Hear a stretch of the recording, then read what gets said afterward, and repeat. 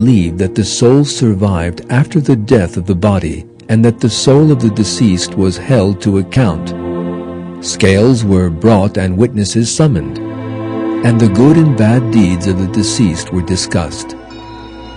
Then the judge, God, reached his verdict. Those whose good deeds weighed heaviest in the scales would lead a life of endless joy, and those whose evil deeds weighed heaviest would suffer eternal torment.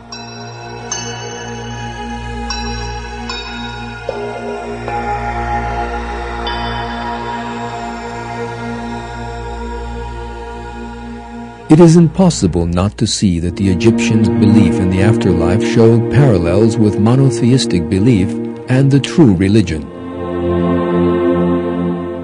This shows that ancient Egyptian civilization had once been part of the true religion and its revelation. That religion was later corrupted, however, and belief in one God turned into belief in many. We know that from time to time messengers were sent to warn people of the oneness of God and to serve Him.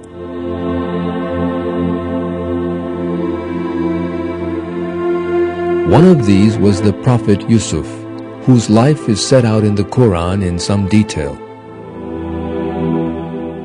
The prophet Yusuf migrated to Egypt with the people of Israel and settled there.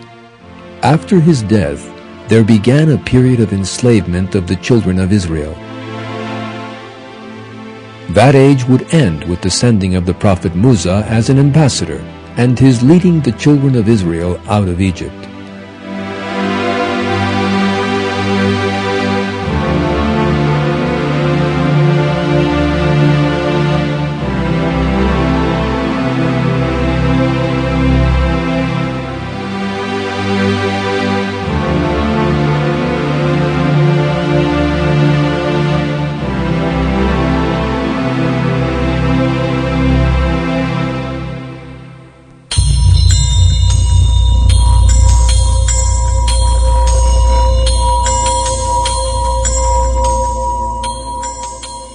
The pharaohs of Egypt were cruel, oppressive, warlike, and ruthless. One thing they had in common was that they all regarded themselves as great beings within the twisted Egyptian polytheistic system and could shed blood without a moment's remorse.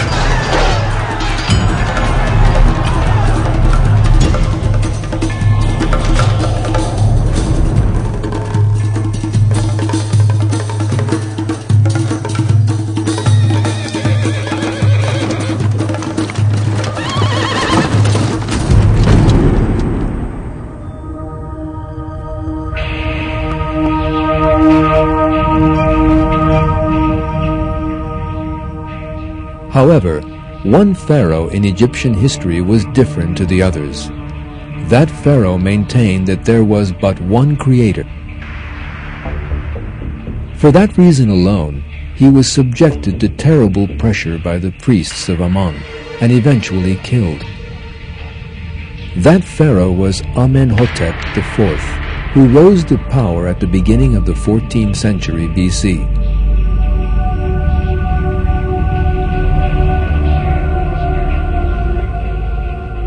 When Amenhotep assumed the throne in 1375 BC, he encountered a conservatism that had grown over the centuries and was subjected to great strife. The reason for that pressure was that he changed the polytheistic Egyptian religion, instilling a belief in one God in its place, and embarked on wide-ranging changes in all areas. However, the leaders in the capital, Thebes, fought Amenhotep. Those who supported him left the city and migrated to another region. Here, Amenhotep changed his name to Akhenaton, which meant the servant of Aton. Aton, according to Amenhotep, was the creator of the heavens and the earth, which indicates that he believed in God alone. Other cruel pharaohs ascended the throne after Amenhotep. they set about spreading their traditional polytheistic religion once again, and did all in their power to return to the past.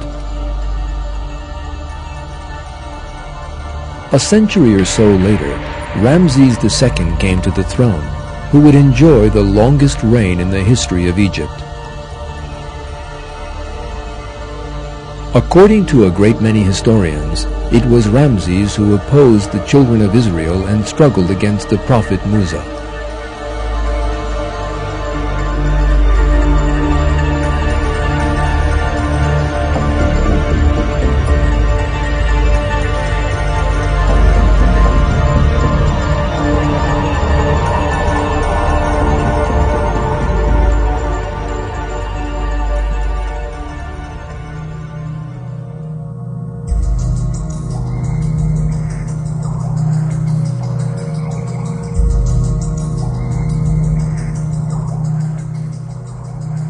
The ancient Egyptians refused to give up their pagan beliefs because of their blind fanaticism.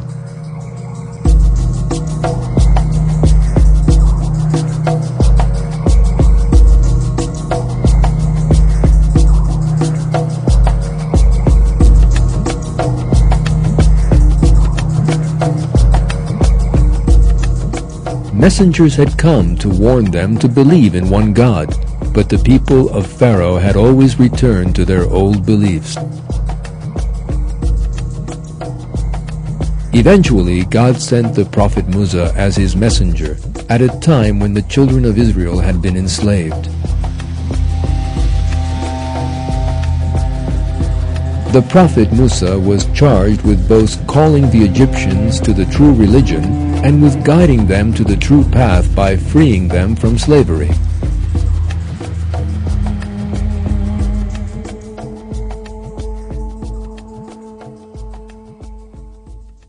We recite to you with truth some news of Musa and Pharaoh for people who believe.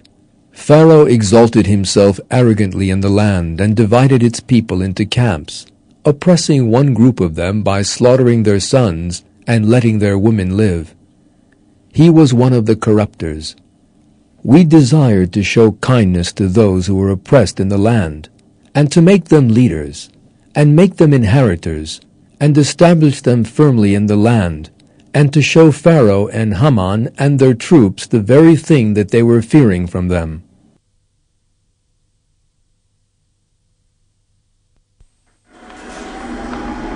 In obedience to God's commandment, the prophet Musa and his brother Harun went to Pharaoh and told him of God's commands.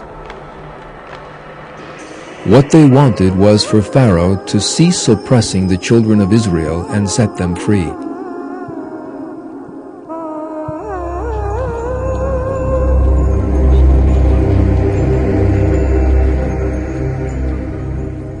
On the other hand, the religion proclaimed by the prophet Musa was undermining Pharaoh's power and portraying him as a being on the same level as everyone else.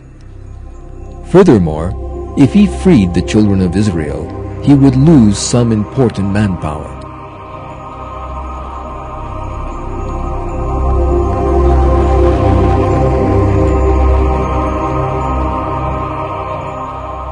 For all these reasons, then, Pharaoh refused to listen to what the prophet Musa told him.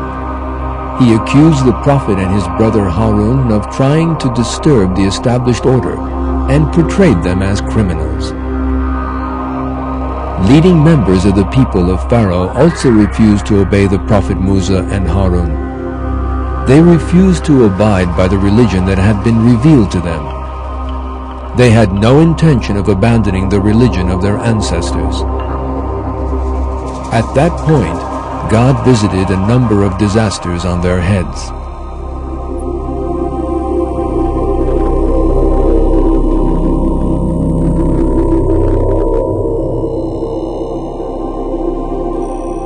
Pharaoh and those close to him were so fanatically devoted to their polytheistic system and pagan beliefs, in other words, the religion of their ancestors, that they were totally unwilling to give it up.